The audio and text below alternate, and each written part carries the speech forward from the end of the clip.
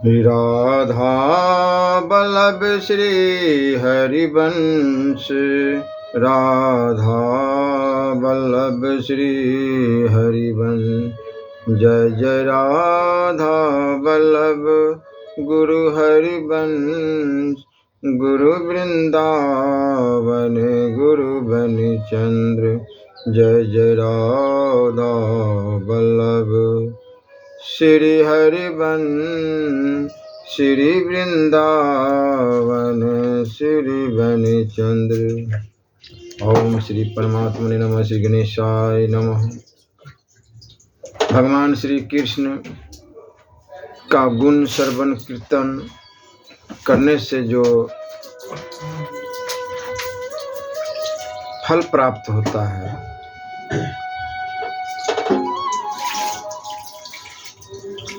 मरते समय पुत्र के बहाने श्री हरि का नाम उच्चारण कर महापापी अजामिल भी भगवान के परम धाम को चला गया। तब जो व्यक्ति श्रद्धा से भगवान श्री कृष्ण का नाम लेता है, उसके मुक्त होने में क्या संदेह है। ऋषिगण भी कहते हैं कि ब्राह्मण, पिता, गौ माता और आचार्य को मारने वाला पातकी एवं कुत्ते को खाने वाला चंडाल भी हरि नाम कीर्तन से शुद्ध हो जाता है। श्री सुखदेव जी महाराज कहते हैं कि हे राजन, कलयुग में सब दोष ही भरे पड़े हैं, परंतु इसमें एक बड़ा भारी गुण यह है कि श्री कृष्ण के कीर्तन से ही मनुष्य के सारे बंधनों से छूटकर परमात्मा को पा जाता है। श्री सूत जी ऋषियों से कहते हैं कि श्री कृष्ण का श्रवण कीर्तन पुण्य रूप है। वे अपनी कथा सुनने वालों के हृदय में प्रवेश करके उनके अज्ञान और कुतर्क का नाश कर देते हैं। श्री सुखदेव जी महाराज राजा परीक्षित से कहते हैं कि अति दुष्तर संसार सागर में पड़े हुए और संसार के विविध दुखों के भयानक अग्नि से जलते हुए जीव के पार जाने और शांति पाने के लिए श्री कृष्ण की लीला ही जहाज है, और उन लीलाओं का अमृत के समान रस ही शांति करने वाला है। अतः उसी का सेवन करें।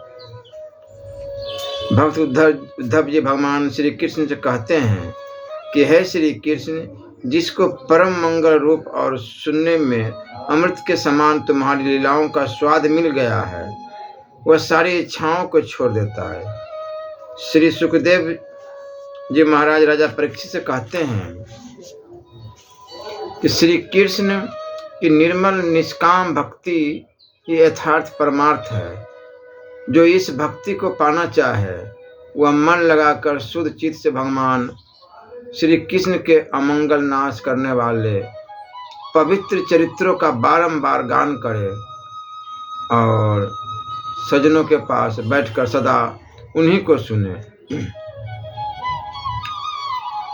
हृदय भीषण यंत्रणाओं से संतप्त था, इच्छाएं अनेक थी, पर एक की भी पूर्ति नहीं होती थी। इन यंत्रणाओं से पिंड छुड़ाने के लिए अनेक भगीरथ प्रयत्न किए। किसी ने कहा द्रव्य ही सब बाधाओं की निवृत्ति का उपाय है, उसी के पीछे पड़ा, रात दिन एक किया, चोटी का पसीना एड़ी तक बहाया, द्रव्य का ढेर लग गया, नौकर चाकर घर में खूब हो गए, घोड़ा गाड़ी मोटर की भी कमी न रही, विलास सामग्री सब उपस्थित थी, पर चित्त की अज्ञात वेदना वैसी की वैसी थी। तृप्ति और शांति के दर्शन दुर्लभ ही थे। किसी ने कहा सब सुख का मूल स्त्री है, उसके बिना सुख कहाँ, मूलः नास्ति कृति शाखा। उसका भी कहा माना, विवाह किया, पत्नी भी सुंदरी और सुशीला मिली, आज्ञाकारिणी भी थी, परस्पर अनुराग भी अच्छा था, पर कुछ फल नहीं हुआ। हृदय का कांटा कसकता ही रहा। किसी ने हुकूमत में ही सुख बतलाया, किसी ने आलस में पड़े रहने में ही, किसी ने गाना बजाना ही आनंद का उपाय बताया, तो किसी ने नाटक सिनेमा को ही सुख का साधन सिद्ध किया। सबका कहना किया पर किसी से कुछ न हुआ।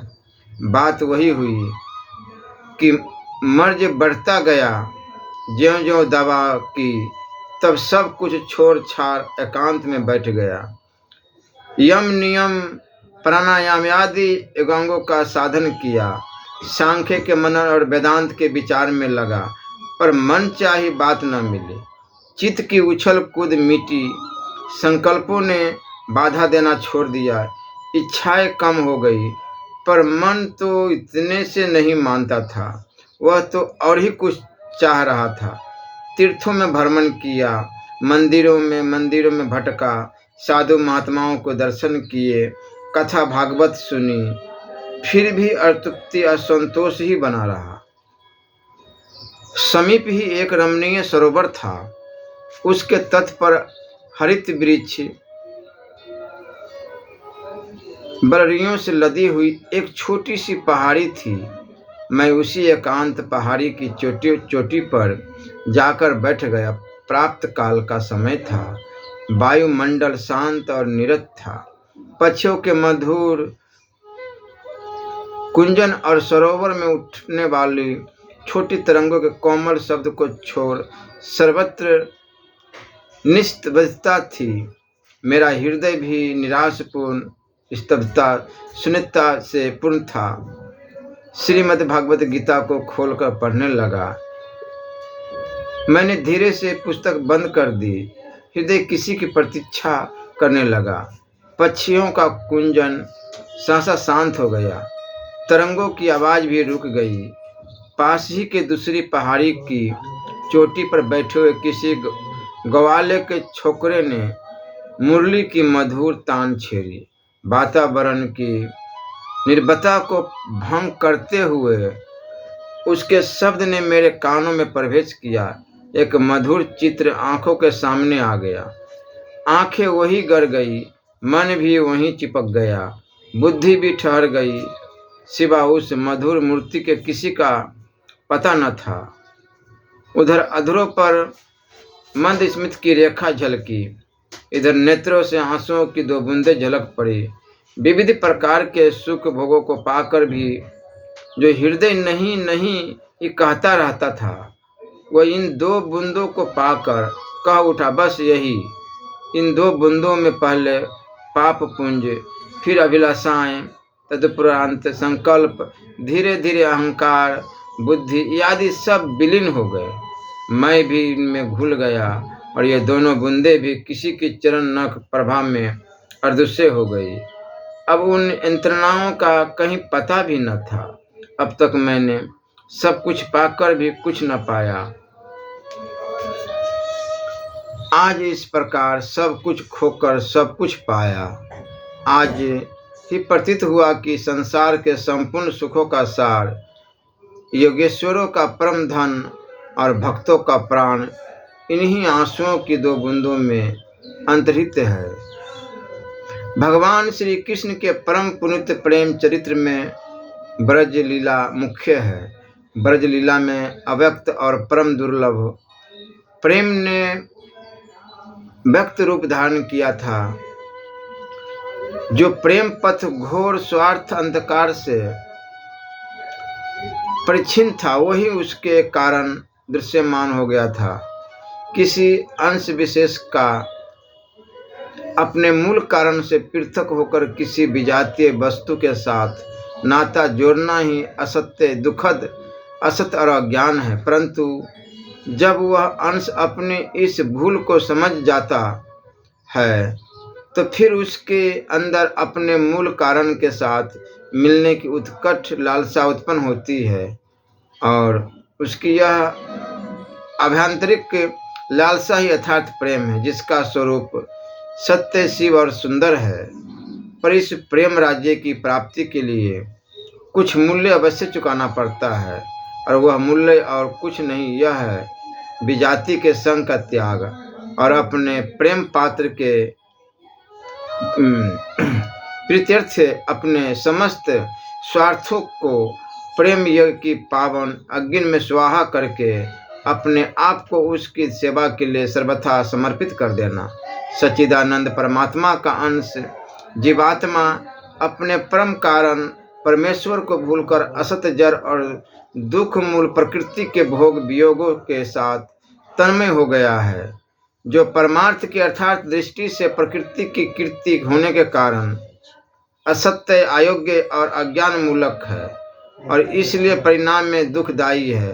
प्रत्येक जीवात्मा अपनी सांसारिक स्थिति से प्रसन्नता लाभ न कर यथार्थ एवं अस्थायी आनंद की खोज में है, पर उसका ज्ञान यह है कि वह उस आनंद को प्रकृति के राज्य में ही ढूंढता फिरता है, जहाँ उसका सर्वथा अभाव है।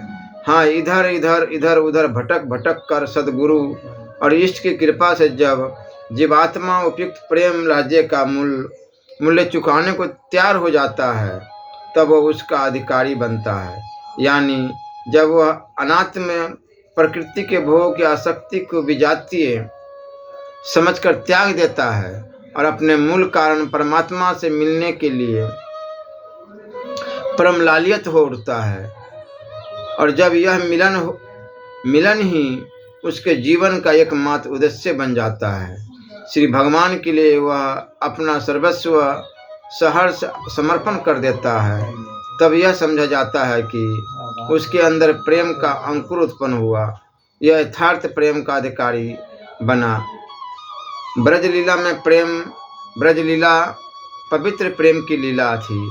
प्रेम यज्ञ का यह मूर्तिमान, अपूर्व और अनुपम अभिनय केवल मनोरंजन के लिए नहीं हुआ था, यह संसार के कल्याणार्थ हुआ था। इसके द्वारा भगवान को सर्वसाधारण के सामने प्रेम का सच्चा और शुद्ध आदर्श उपस्थित करना था। ब्रजलीला या प्रेम लीला के सूत्रधार भगवान श्री कृष्ण की ओर सभी पात्र आकृष्ट थे, क्या बच्चा, क्या बूढ़ा, क्या स्त्री, क्या पुरुष, यहाँ तक कि पशु पक्षी, लता वृक्ष, गिरी कंदरा, सरिता सरोवर, कूप तराग, सभी का उनके प्रति अनूठा अनुराग था, पूरा खिंचाव था, क्योंकि वे सर्वात्मा थे।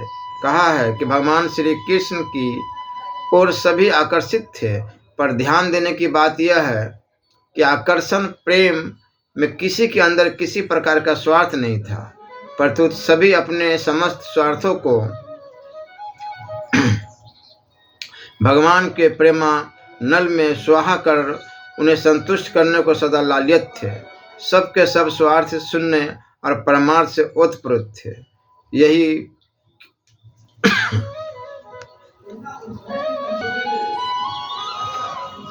यानी कैसे श्याम सुंदर उनसे संतुष्ट हो, कब मुरली मनोहर अपनी मधुर मुस्कान से सुधा सिंचन करके उनकी प्रेम पिपासा को शांत करे, कैसे करुणा में उनकी ओर करुणा कोर से दृष्टिपात करे, कब भक्त बंसल भगवान उन्हें अपनी सेवा का संयोग प्रदान करे, कब अपना सर्वस्व प्राण प्रयत्न श्री भगवान के कार्य में निछावर कर दिया जाए। माता पिता, सखा, परिजन, बंधु, गोप गोपी सभी की एकमात्र यही एक प्रबल अभिलाषा थी। उनका प्रेम यहाँ तक खरा था कि इसकी समय समय पर परीक्षा भी हो जाया करती थी, और इस परीक्षा का एक उदाहरण भगवान श्री कृष्ण के द्वारा इंद्र पूजा का विरोध है। ब्रजवासी भली भांति जानते थे कि इंद्र मेघराज है, बराबर होती आ रही है, उनकी पूजा को एकाएक बंद कर देना अनिष्ट को न्योता देना है। हम लोग इंद्र का अपमान करें और हमारी कोई आर्थिक क्षति न हो, यह असंभव है।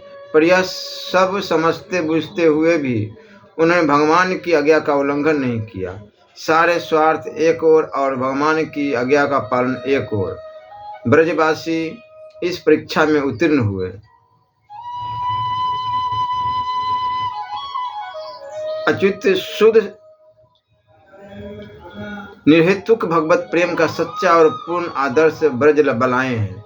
श्री नारद सूत्र का वचन है कि यथा ब्रज गोपिका नाम।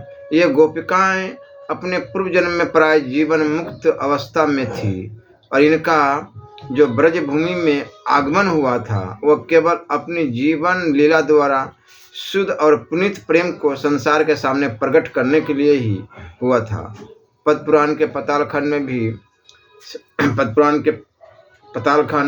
43वें अध्याय में इन गोपियों के संबंध में यूं लिखा है कि ब्रज की गोपियां वास्तव में सुरतियां और मुनिगण थे। इन गोपियों के प्रेम में वैषयिक कामोपभोग का लेश भी नहीं था। इन्हें सुरतियां या मुनीश्वर न मानकर भी यदि साधारण दृष्टि से ही विचार करें तो वैषयिक संबंध असंभव ही सिद्ध होता है। कारण उस लीला काल में जहाँ भगवान की आयु कुल 10 वर्ष की थी वहाँ गोपियाँ प्राय पुत्रवती युवती थी। इस विषम अवस्था में विषय संबंध की कल्पना करने की गुंजाइश बिल्कुल नहीं है। वास्तव में गोपी प्रेम और मिलन जीवात्मा गोपी और परमात्मा श्री कृष्ण का परस्पर रमन और मिलन था, न कि स्थूल शरीर का। श्रीमद् भागवत की रस 5वें अध्याय में स्पष्ट है कि गोपियाँ भगवान श्री कृष्ण को पूर्ण ब्रह्म परमेश्वर समझती थी। भागवत के 10वें स्कंद में 29वें अध्याय श्लोक 31, 32 और 33 में गोपियों ने भगवान के लिए ईश और ईश्वर शब्दों का प्रयोग किया है। उन्होंने भगवान से स्पष्ट कहा है कि हम लोग संसार संबंधी समस्त विषयों का त्याग कर मुमुक्षु जनों की भांति आपके चरण कमलों की सेवा के लिए आई है, क्योंकि आप चराचर सबके परम अधिष्ठान नियामक एवं परम प्रिय आत्मा है और इसलिए आपकी सेवा से सबकी सेवा और सब धर्मों का पालन हो जाता है।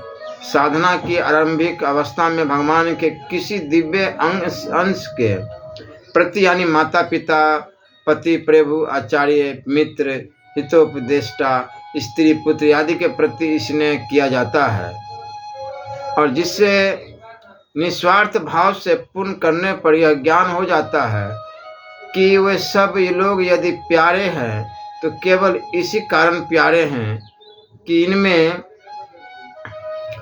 भगवान का सर्वदा वास है और किसी कारण से नहीं।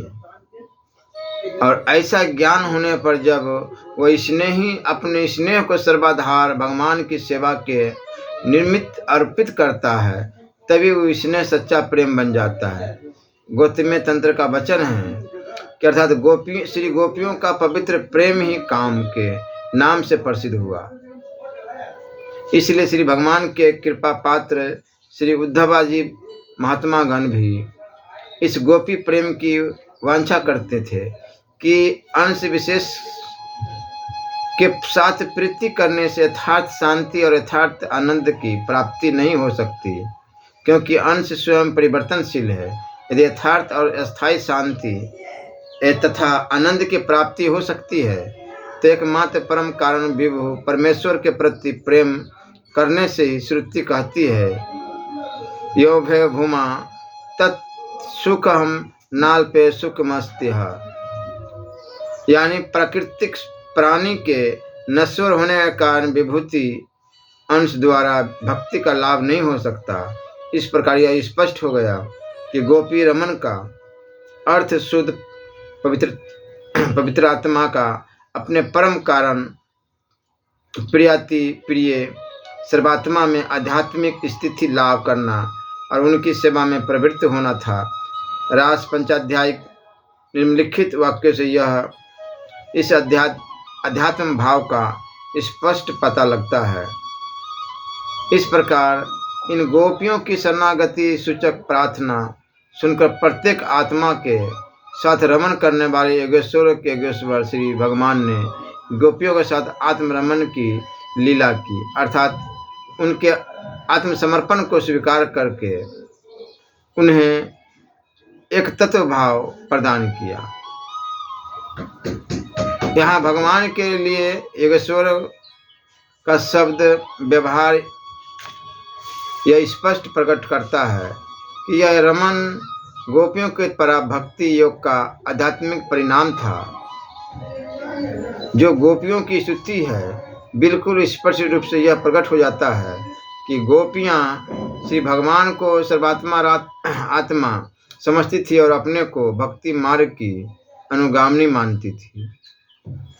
अर्थात हे सखे, तुम निस्संदेह यशोदा के पुत्र नहीं हो, किंतु सकल प्राणियों की बुद्धि के साक्षी साक्षात परमेश्वर हो। वही परमात्मा तुम ब्रह्मा जी की प्रार्थना पर जगत की रक्षा के लिए निमित्त यादवों के कुल में अवतरित हुए हो, इसलिए तुम्हारा भक्तों की उपेक्षा करना अत्यंत अनुचित है। अतः तुम हमें दर्शन दो। एक मुख्य केंद्र के आकर्षण के अनुसार उसके चारों ओर के गतिमान आर्षितों की जो ठीक गति होती है उसे रास कहते हैं। जैसे सौर जगत में सूर्य केंद्र है, उसके आसपास ग्रहों और उपग्रहों की मंडली है जो अपने केंद्र सूर्य के आकर्षणानुसार अपनी विशेष गति से गतिमान है। उनकी यह गति उनकी रासलीला है। यह रासलीला शांति पूर्वक होती है। इसमें एक ग्रह का दूसरे ग्रह के साथ अथवा स्वयं सूर्य के साथ टकराने का योग आना बिल्कुल असंभव है। जिसका खटका किसी पंचस्य विधान को कभी कभी हो जाया करता है और जगत की ही भांति मनुष्य के अंदर भी रास लीला हुआ करती है। मनुष्य के शरीर में उसका हृदय केंद्र है और विभिन्न अंग उसमें शक्ति लाभ करते हुए समग्र शरीर की रक्षा के लिए अपने अपने जिम्मे के जो काम बजाते हैं, यह भी एक रास लीला है। इसी प्रकार विश्वरूप वृत्त में भगवान श्री कृष्ण परम केंद्र है। प्रकृति इसकी परिधि है और जीवात्मागण नाना रेखाएं हैं जो इसकी परिधि है और जीवात्मागण रेखाएं हैं जो केंद्र से निकलकर परिधि की ओर गई है। इन जीवात्माओं का प्रकृति की ओर जाना प्राकृतिक लीला है। जीवात्मागण इस प्राकृतिक चक्र में पड़कर अपने को तथा अपने केंद्र को बिल्कुल भूल गए हैं। पीछे ज्ञान के द्वारा उनकी आत्मविस्मृति दूर होती है और ये जीवात्मा रूप सरल रेखाएं परिधि को त्याग कर अपने केंद्र के आकर्षण से आकृष्ट होकर केंद्र की ओर आती है। यह अपने केंद्र की ओर आना ही विश्व की आध्यात्मिक रासलीला है। इसलिए वासना नहीं, केवल उपासना। हर समय राधा राधा राधा राधे कृष्ण की नाम अवश्य जपनी चाहिए। श्री राधा वल्लभ लाल की जय।